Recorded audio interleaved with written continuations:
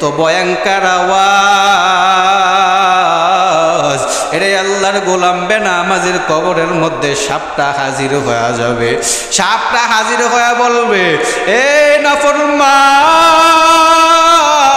তুই ফজরের নামাজ পড়ো না, তোকে মুয়াজ্জিন ডাকছে ফজরের সময়, ফজরের নামাজ পড়ো নাই। এ বেনামাজি, তোকে এখন আমি সুবল দিব, দংশন করব। বলে কতক্ষণ করব জানুনি? বলে সূর্য উদিত হওয়া পর্যন্ত তোমাকে আমি দংশন করবই। সাপটা বেনামাজিকে দংশন করবে কতক্ষণ? বলে সূর্য উদিত হওয়ার আগ পর্যন্ত। বলে সূর্য উঠার পরে বলবে জোহরের নামাজ পড়ো না, এখন জোহর পর্যন্ত, আসর পর্যন্ত তোমাকে দংশন করব।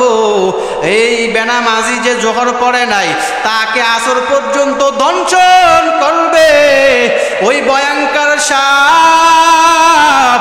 এরে আল্লাহর গোলাম, আসর পড়ো নাই, বলে মাগরিবের আগ পর্যন্ত তোমাকে আমি শাস্তি দিব, দংশন করবই। বলে মাগরিব পড়ো নাই, তোমাকে এশা পর্যন্ত তোমাকে শাস্তি দিবই, দংশন করব।